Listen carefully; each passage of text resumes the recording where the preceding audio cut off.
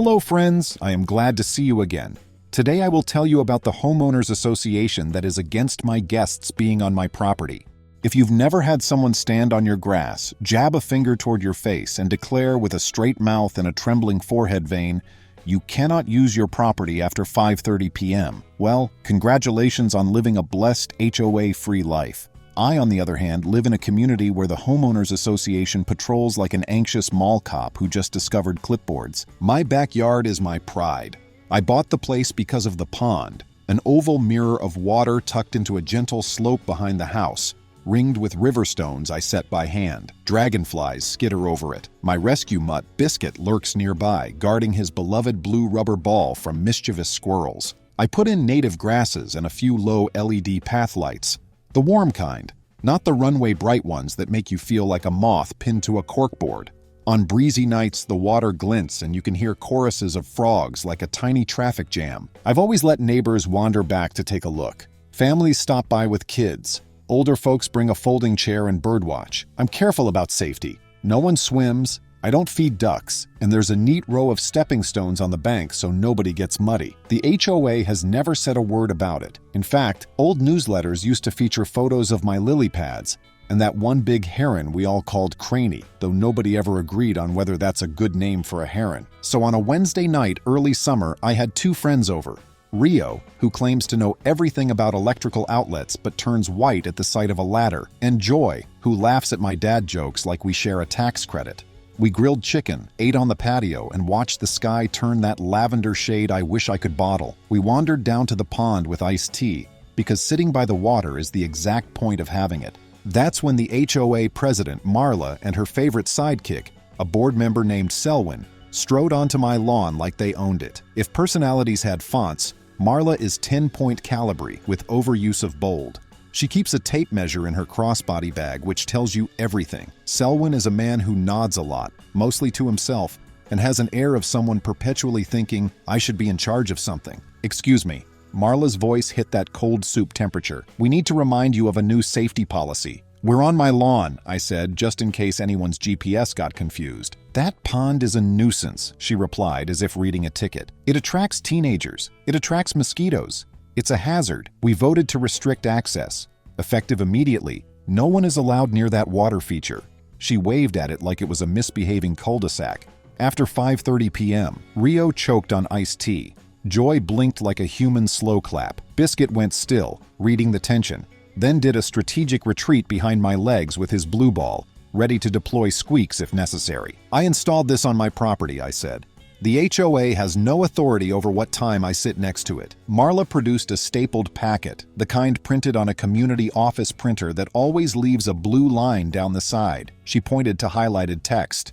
"We passed a policy. You cannot use your property after 5:30 p.m. "That's not a policy," I said. "That's a quote. It's a clear directive," Selwyn added, nodding so vigorously his glasses bounced. "And it's for safety." "For whom?" I asked. "The frogs?" "Neighbors," he said, vague as a politician on a radio show. "Also," Marla said, braced for drama, "we received reports of gatherings down here. Gatherings attract trouble. Do you know how many calls the county sheriff gets about gatherings? Do you know who they blame? The HOA." Joy lifted a single finger like she was in a polite classroom. "Quick question, is 3 people with iced tea a gathering or a tiny book club without books?" The corner of Marla's eye twitched. "It's a gathering," she said. "And gatherings near water are prohibited after dusk due to liability. If there were an incident, the association could be sued. We can't have that. We're your neighbors, not your co-defendants." I'd heard the HOA say a lot of things with confidence, but that one had the special spice of nonsense. "The pond is on my deeded land, behind my fence, not part of any common area. The association's liability doesn't extend to my backyard any more than it extends to me burning a lasagna." I knew that as a general principle. Every other week, some HOA drama on the community bulletin board involves someone claiming liability like a magic spell. But I don't like to argue cold, so I said, "I'll take a look at the documents, but for tonight we're going to keep sitting by the pond. It's peaceful. We're adults." "What documents?" Marla said, as if she'd never met the concept of documents before. "We posted the policy online. Your policy can't trump state law or my deed," I said. That's when she did something I didn't expect. She took out her phone, squared her shoulders, and dialed. I didn't honestly think she'd do it, But she did. She called 911. She gave the dispatcher a version of events that belongs in a public speaking class called How to Miss the Point. Yes, emergency, homeowner refuses to comply with safety policy, open water hazard, unauthorized gathering, trespassers, yes, trespassers, near water, children could drown. Rio made a face so contorted it could peel paint. There are no children, he whispered. Maybe she was trying to escalate me into backing down. Maybe she thought a cruiser rolling up would shame me. But you don't conjure emergency resources for a neighbor dispute. 911 is for heart attacks, break-ins, fires, real emergencies. I've volunteered at a county event promoting proper use of emergency services. I have a friend who's a dispatcher. You don't toy with those minutes. I didn't interrupt her call. I took a photo. I quietly filmed the moment she said the words trespassers and children into a 911 call when 3 adults were peacefully sitting 20 feet from a backyard pond, inside a fenced property, under string lights, with a dog who's never bit anything but a squeaky banana. I knew it would matter later. The squad car arrived faster than I expected, maybe a slow night. A deputy stepped out, the sort of person whose expression suggests he has already regretted his career choices several times today. His badge read DT, but I'm not going to use names. Let's just say he was thorough and very tired. "What's going on?" he asked. Not aggressive, not rolling his eyes. Just done. Capital D. Marla walked toward him like a news anchor. "Officer, thank you. There's a hazard here. These people are sitting near an open body of water on a private lot. The association has prohibited gatherings after 5:30. We're afraid of liability. There could be children." "Are there children?" The deputy looked at Biscuit. Biscuit wagged. He is childlike, but that's not how the law works. "No," I said. "I'm the owner. We're in my yard. I've got the plat survey and deed inside if you want to see where the property line is. These folks are my guests. We're not being loud. We're not drinking alcohol in public. We're not violating any noise ordinance. We're just sitting by the water." The deputy turned back to Marla. "Ma'am, this is private property." "Yes," she said triumphantly, "and the association governs private property." "No," the deputy said, polite but direct. "The association governs certain use restrictions, but this isn't a law enforcement matter unless there's a breach of peace, a violation of a state or local law, or trespassing onto property where the owner doesn't consent. The owner consents." "But the policy," Marla started. "An HOA policy is not a criminal statute," he said. "If you have a civil dispute, take it up in civil channels. This line is for emergencies." For the first time that evening, Selwyn's nodding stuttered and stopped. He took a tiny step back, like somebody had pulled his power cord. Marla's lips pursed so tight I wondered if they'd squeak. The deputy looked at me again. "You don't mind showing me your ID and your deed? Not because I doubt you," he added quickly, "but because I like having my paperwork neat." "Happy to," I said. I brought him the folder I keep for adulting emergencies. Closing documents, the plat map, the HOA's covenants. He looked them over. The survey clearly shows the pond well inside my property lines, with a 10-foot drainage easement farther down the slope. The association owns nothing behind my fence. Stormwater flows toward a culvert, but the culvert sits beyond my land, in a common drainage area that's separately marked. "Thanks," he said, handing it back. "You're good." He turned to Marla with a patience I admired. "Ma'am, this call isn't appropriate for 911. Please don't call us for civil matters. If you believe there's a code violation, there's a non-emergency line for the county's code compliance office. But I'm going to note this call. For your own sake, use the proper channels in the future." He left. Marla and Selwyn stood there, stunned that their script had not worked. Rio whispered, "That man deserves a pie." We watched the cruiser roll away. Marla tried to reassert narrative. "We will be issuing fines," she said. "Daily fines. The board has the authority." "For existing?" I asked. "For non-compliance," she said. "And I'm going to ask the board to install a safety fence along the rear setback line." "You don't own my rear setback," I said. "Also, I'm literally standing in my rear setback." "You're being uncooperative," she announced and stalked off. Selwyn scurrying behind, nodding again like he'd found his rhythm. It would have been easy to laugh it off, a lot of folks would. But I grew up with a grandmother who taught me that small lines matter, because people who erase small lines try again on bigger ones. I didn't want a war with the neighbors. I wanted a life where my pond is a pond and not a battleground. But that's often not the choice you get. You get the choice to either fight smart or get slow-walked into giving up your own porch. After they left, Joy said, "So what now?" "Now," I said, "I get really, really boring." I spent the next day going full archivist. I reread our community's Declaration of Covenants, Conditions, and Restrictions, the CC&Rs, the bylaws, and every single amendment recorded at the county's property records office. If you've never read your CC and Rs cover to cover, I recommend doing it with caffeine and a highlighter. They are the IKEA manuals of neighborhood life. Ours are fairly standard. They regulate paint colors, mailbox styles, vehicle storage, and what you can plant within a few feet of the sidewalk. There's a clause on water features that says they have to be maintained to avoid standing water that breeds mosquitoes. It says nothing about time of day use. It says nothing about private ponds beyond that maintenance clause. It also contains a bright, shining paragraph that states the association has no authority over any use within the boundaries of a lot that doesn't impact common areas or violate laws. Private backyards, it says, almost like a nursery rhyme, are not common area. The bylaws talk about the board's powers to adopt reasonable rules to enforce the CC and Rs. Reasonable is doing a lot of work there. It doesn't let them invent new restrictions out of thin air. Our state's HOA statute, which I pulled from the state legislature's website, reinforces that. Boards can't create rules that conflict with the recorded declaration. They can only clarify or help implement it. In short, they can tell you not to paint your house purple if the CC and Rs forbid it, but they can't ban your backyard trampoline if the CC and Rs are silent, unless there's some broader nuisance clause they can justify. I printed those sections. I tabbed them with sticky notes. I gathered my closing disclosure, my plat, my deed. I printed the state statute on abuse of 911 services. Because yes, in our state, knowingly calling 911 to report a non-emergency is punishable by a fine, and in certain circumstances, by a misdemeanor charge. I didn't expect to see handcuffs, but I wanted arrows in my quiver. Because I still like being a friendly neighbor even when I'm riled, I drafted a letter, not a flaming email, a neat, polite letter. It said, "Dear Board," and then, in very plain language laid out, 1. The pond is fully on my property. 2. I have owned it since closing. 3. The CC and Rs do not restrict time of day use of private yards. 4. The board cannot enact rules that conflict with the CC and Rs. 5. Please rescind the policy asserting you cannot use your property after 5:30 p.m. and refrain from enforcing it against me or my guests. 6. Please cease any attempt to govern access to my backyard pond. And 7. Please remind board members to use the non-emergency line for non-emergencies. I closed with, I remain happy to work collaboratively to address any legitimate concerns, such as mosquito control, for which I already maintain appropriate measures. I attached copies of relevant sections highlighted.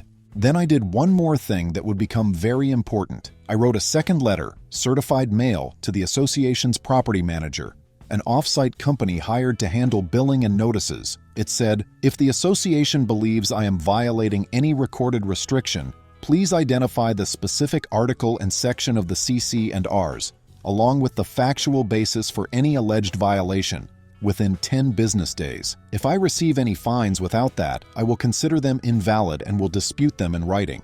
I CC'd the community's registered agent on file with the state. Paper trails matter. That weekend, I hosted a small cookout, just immediate neighbors from my side of the street, plus my sister who lives 20 minutes away. We set up lawn games. We did not approach the pond after 5:30.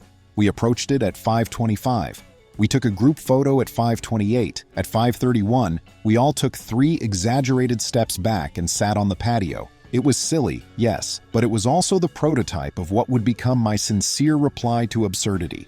A sincere, meticulous compliance that exposes an absurd rule's seams. Later, after the sun slid behind the oak flush against my fence line, I heard feet on gravel. I turned and saw Selwyn on the common path behind my fence, staring through the slats like a raccoon encountering a vending machine. "Just so you know," he said, "the board is unanimous. We can't have people near a water hazard in the evening. It looks bad." "Looks bad to whom?" I asked. "People," he said. "People talk." "Do they say words?" I asked. He didn't smile. "Selwyn, why do you actually care?" He shifted.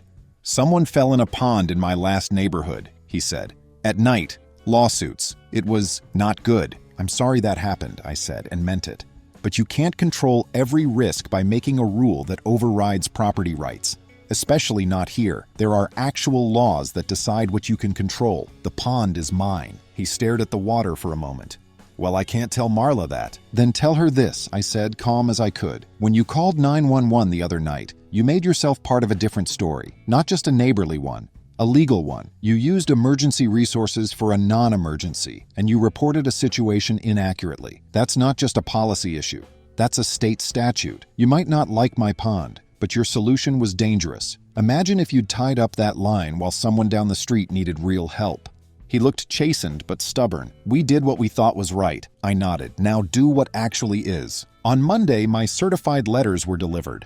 On Tuesday, I got an email from the property manager, a man named Colin who always sounds like he's trying to exit the building while carrying 3 pizzas. We received your correspondence, he wrote, and we will consult with the board. It was short, but it meant they were thinking, which is often the first crack you need. On Wednesday, a notice appeared on my door. It wasn't a fine, progress, but it was a courtesy warning. The warning said I had been observed hosting guests at a water feature after 5:30 p.m., in violation of newly adopted safety rules. It said additional violations could incur monetary penalties per the schedule adopted by the board, and that if the condition is not cured within 10 days, the association may take further action. The words "the condition" gave me a case of the ironic giggles. The condition was me having a backyard. I drafted my reply on paper in ink and scanned it to PDF. Thank you for your courtesy notice. I respectfully reject its premise. There is no violation of the CC&Rs. Please identify the recorded provision allegedly being violated. As previously stated, any fines issued without citation to a specific section of the CC&Rs will be disputed. Additionally, please note that you do not have authority to restrict my lawful use of my private lot. If you escalate this matter, I'll be forced to seek remedies under state law, including recovery of attorney's fees for bad faith enforcement. I kept it tight. I kept it generous, but I also put a clock on them. I gave them 10 business days to respond substantively. If they didn't, I plan to file a complaint with the state's Consumer Protection Division, which sometimes nudges HOAs when they go off script. Meanwhile, I did something else. I booked a licensed surveyor to mark my property corners with fresh flags. I walked the line with him, asked beginner questions, and watched him place bright pink stakes that said property boundary. The stakes made it extremely clear where my land ended and where the HOA's common drainage field began. I also bought 2 tasteful signs: private property, guests welcome by owner's permission, and, as a wink to the timeline, a small wooden plaque I could hang on a tree that reads, "Observe, 5:31 p.m. Finally, because I believe in over-preparing, I scheduled a free consultation with a local real estate attorney. I didn't want to escalate into billable hour land unless necessary, but I wanted to be ready. I brought my folder of documents and the video of the 911 moment. The attorney, a woman named Sherry whose poker face was strong, skimmed my CC&Rs and said, "You're right, they can't do that. And that 911 call? If they send you a fine or if they continue to harass your guests, we can send a demand letter and, if needed, file for an injunction. Our courts don't like overbroad HOA rules, especially on purely private spaces. I see a lot of empty threats. Document everything. If any fine shows up, don't pay it. We'll respond in writing and demand they identify the violation." "Do I need to worry about them actually installing a fence?" I asked. "Only on common property," she said. "They can't build on your lot, and if they try to fence across an easement or interfere with access you're entitled to, the county will have words. Those pink stakes? Gold." I left feeling a little steadier.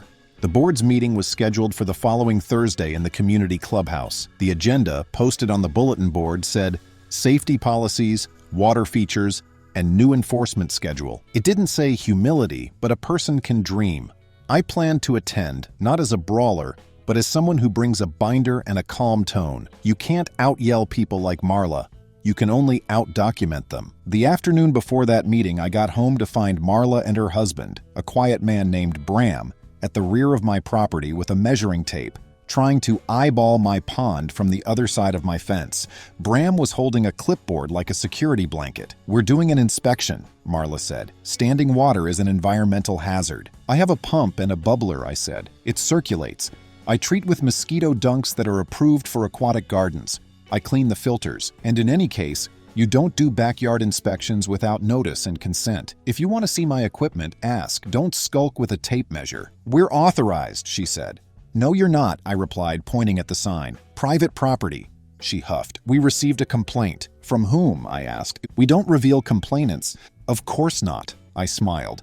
"You should know, though, that filing false complaints to bolster a policy after you already tried to enforce it is not a good look, especially after calling 911. Bram spoke for the first time. "We didn't know that would count against us," he said softly. "It's not about counting," I said. "It's about being responsible. Someone's dad could be having a real emergency while you're trying to write a novel about my lily pads." He looked down, uneasy. "I mean this kindly. You're not the sheriff. You can't invent curfews." Marla's face set. "We'll see you at the meeting," she said and stalked off. They had backed themselves into a corner. But I've learned that when some people feel cornered, they don't apologize. They double down.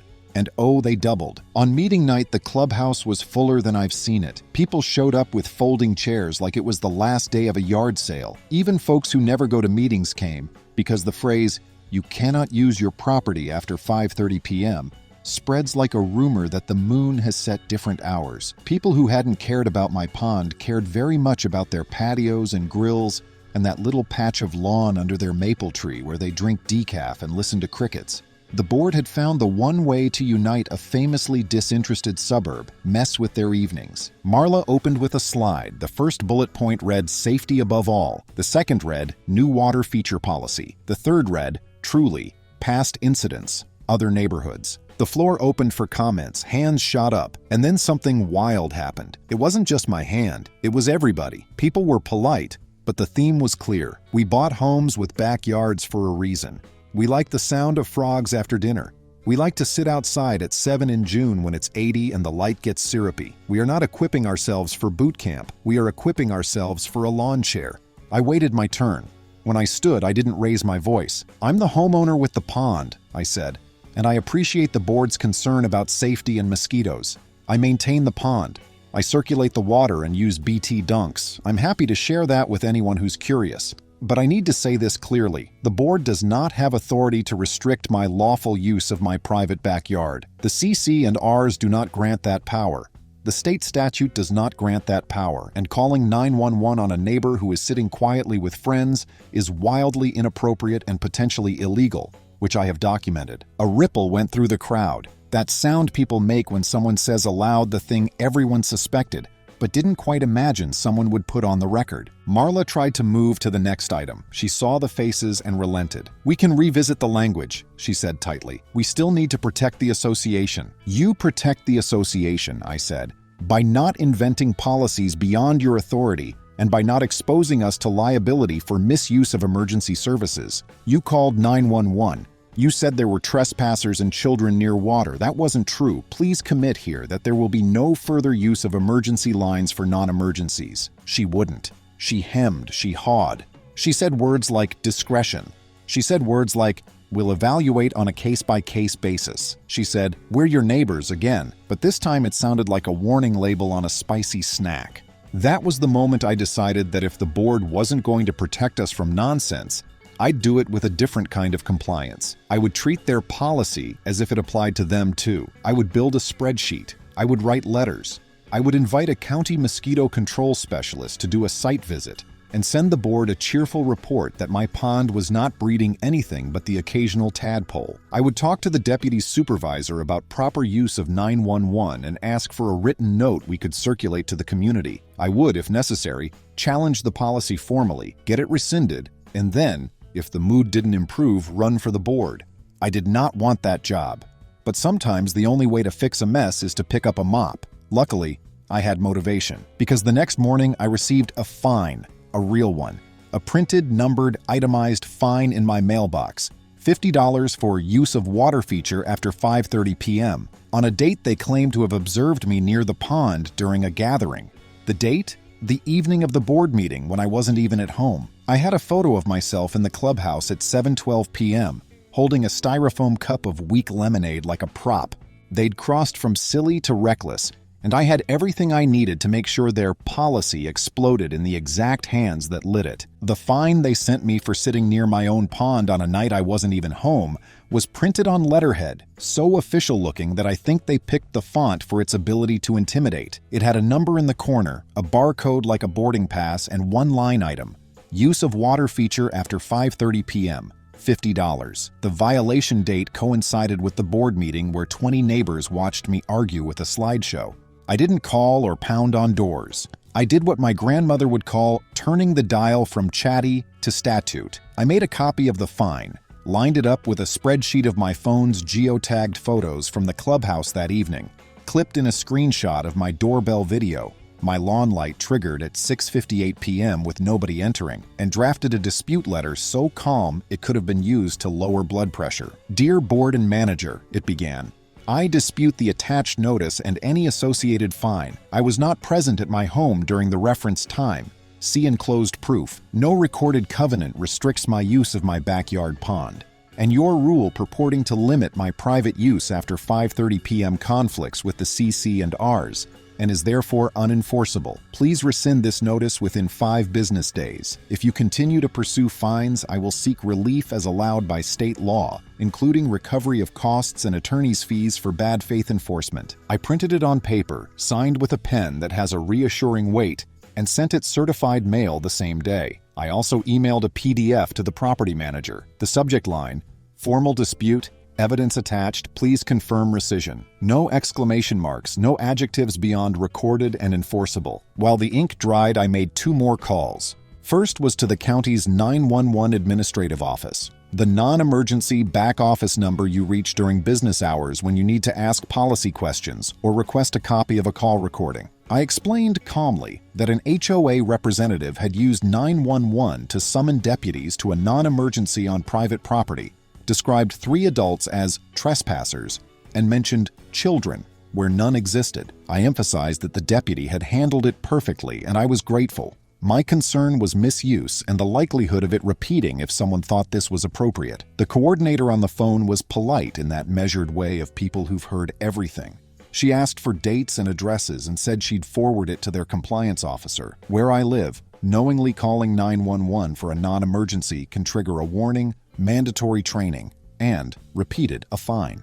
The second call was to a community program manager in the county's mosquito control office. Could they do a voluntary inspection and educational visit? Absolutely. A week later, they were scheduled to tour my property, test standing water, and advise on prevention. I didn't need the validation, but I wanted documentation that I was maintaining the pond appropriately. Plus, the techs love these calls.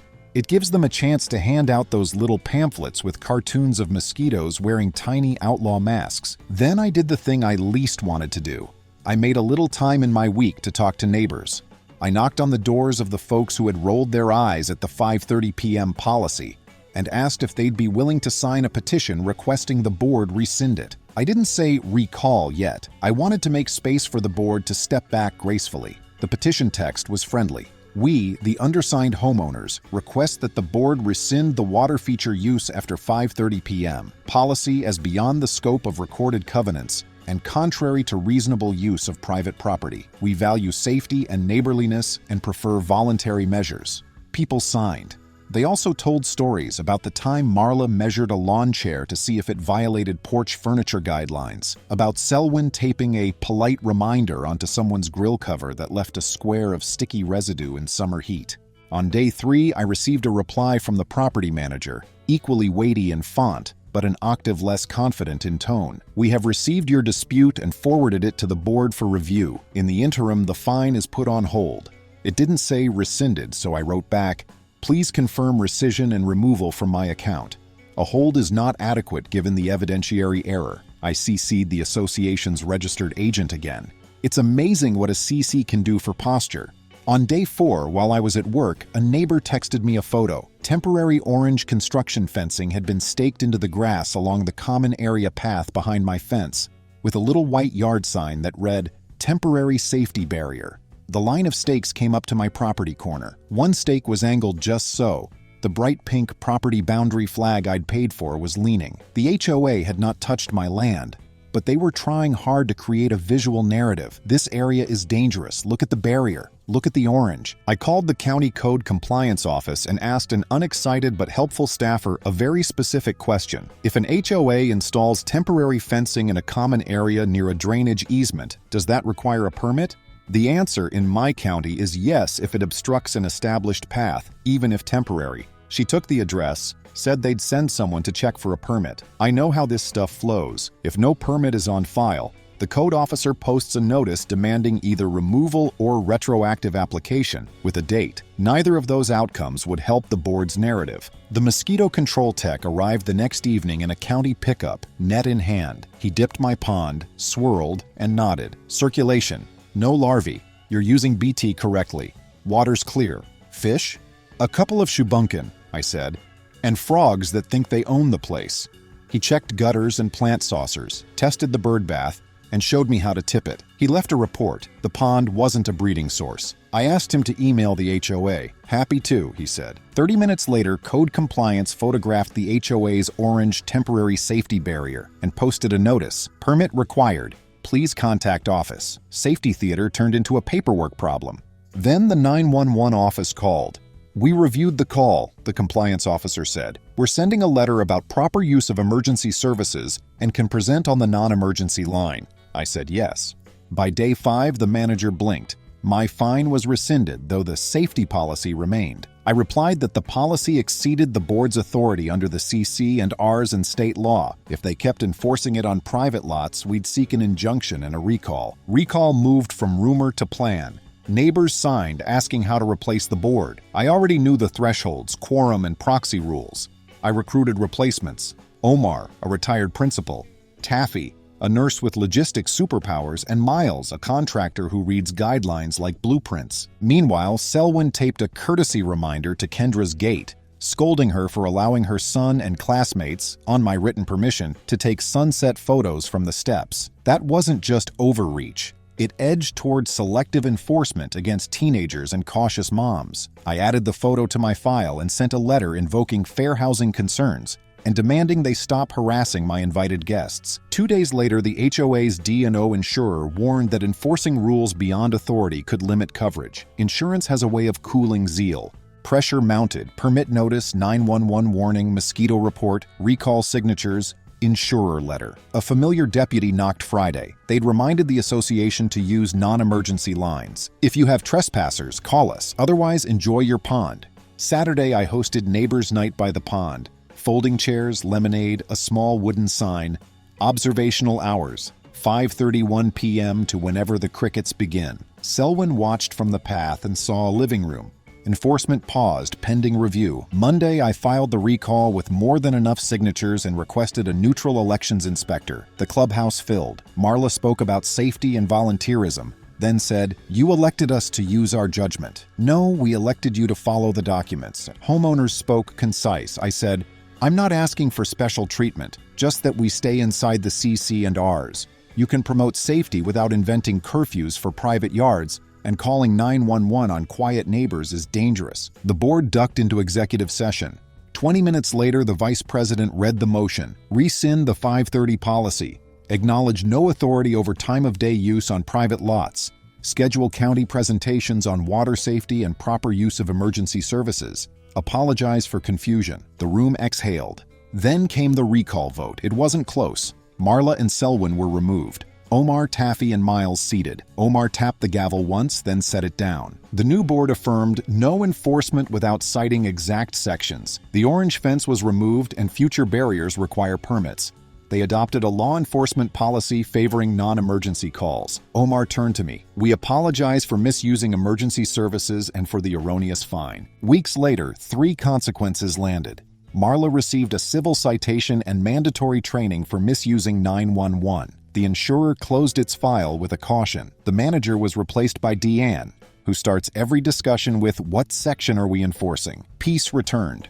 Kendra's son sold Pond Sunset prints for teenager money. We hosted another neighbors' night. The off-duty deputy brought a casserole and joked about guarding the non-emergency line. My attorney sought reimbursement, $278.42, and the board approved it, plus a photo and citation requirement for any future notice. 2 months later, the story was neighborhood lore. The wooden plaque stayed, "Observe, 5:31 p.m." Just a reminder that bad rules get fixed with better ones. No one swims. The pond is a mirror, not a pool. Kids bring jars, elders settle on the bench, biscuit patrols. Sometimes light ripples across the water, and I remember the line that started it. "You cannot use your property after 5:30 p.m. and the line that ended it, "Rescinded." We didn't just cancel a rule. We rebuilt the part of the neighborhood where common sense lives. Friends, thank you. See you soon.